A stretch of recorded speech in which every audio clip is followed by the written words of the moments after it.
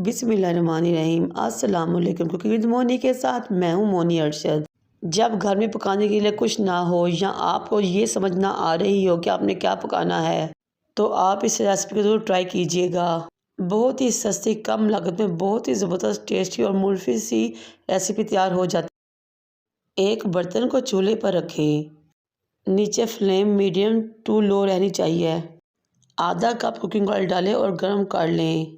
फिर तमाम खड़े मसाले यानी कि बड़ी इलायची, छोटी इलायची, लौंग, दालचीनी, ज़ीरा, कड़ी पत्ता डालें और थोड़ी देर के लिए कड़कड़ा लें। फिर आपने 3 दरमियाने साइज़ के प्याज लेने हैं, उनको फाइन चॉप कर लेना है। इस बात का ख्याल रखें कि आपने प्याज काट कर या पेस्ट बना के शामिल नहीं करना।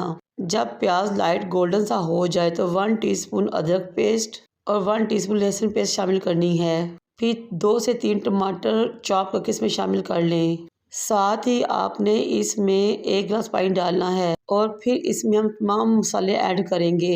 1½ टीस्पून नमक, 1 teaspoon red chilli powder, 1/4 teaspoon हल्दी और 1 टीस्पून धनिया पाउडर शामिल करना है। फिर इन तमाम चीज़ को मिक्स करके 15 मिनट तक पकाना है, यहाँ तक कि हमारा मसाला घी छोड़ दे, उसका पानी भी खुश्क हो जाए। ये देखिए माशाल्लाह से बहुत अच्छे तरीके से मसाले की बुनाई हो रही है। साथ ही हमने इसमें 1 टीस्पून कसूरी मेथी शामिल करनी है। अब हमारा मसाला बहुत अच्छे तरीके से रेडी हो चुका है, भुन चुका है। अब हम इसको फाइनल टच की तरफ आते हैं।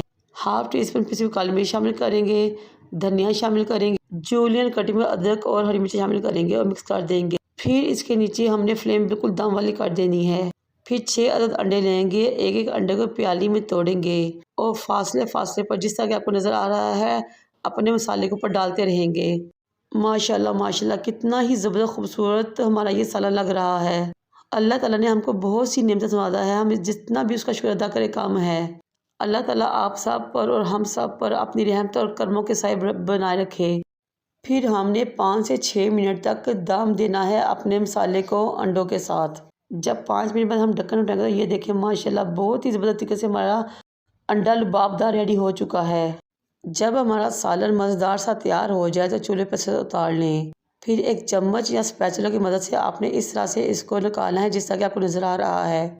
माशाल्लाह से ये इतना ज़बरदस्त और टेस्टी रेडी होता है कि जो भी खाएगा उंगलियां चाट जाएगा और बार बार आपसे इसकी फरमाइश करेगा।